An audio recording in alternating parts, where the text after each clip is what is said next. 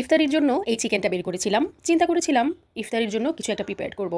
পরে আবার চিন্তা করলাম ইফতারির জন্য কিছু একটা করলে ডিনারে আবার কী খাবো।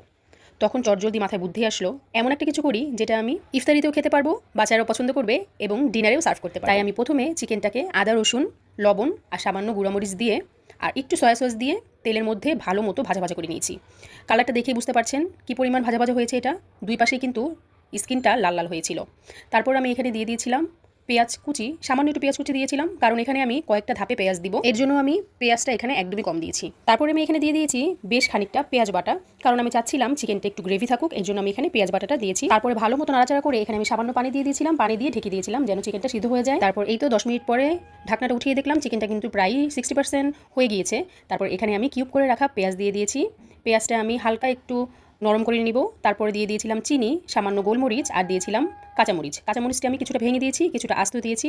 তারপর এখানে আমি দিয়েছিলাম ধনেপাতাটা দিয়ে আমি আরেকটু ঢেকে রেখেছিলাম যেন পেঁয়াজ কাঁচামরিচ ধনেপাতাটা আরেকটু সফট হয়ে যায়। তারপরে এই তো আমার কিন্তু চিকেন একদম রেডি। সব কিছু মিক্স করে দেখতে পাচ্ছেন কালারটা কত সুন্দর এসেছে। এখানে কিন্তু আমি কোনো ধরনের কোনো সস ইউজ করিনি, শুধুমাত্র একটু প্রথম অবস্থায় সয়া সস দিয়েছিলাম। এতেই দেখতে পাচ্ছেন কালারটা কতটা সুন্দর এসেছে। আর যেহেতু আমি পরোটার সাথে সার্ভ করবো ইফতারে, এর জন্য পরোটাটাও ভেজে নিচ্ছিলাম। তারপর এই তো টেবিলে দিয়ে দিলাম। এই চিকেনটা কিন্তু আপনারা ইজিলি সবকিছুর সাথে সার্ভ করতে পারবেন। ভাতের সাথে যেমন ভালো লাগবে, পোলাও নান পরোটা সবকিছুর সাথে এটা খুব দারুণ লাগবে। আজকে তাহলে এই পর্যন্ত, সবাই ভালো থাকবেন। আল্লাহ হাফেজ।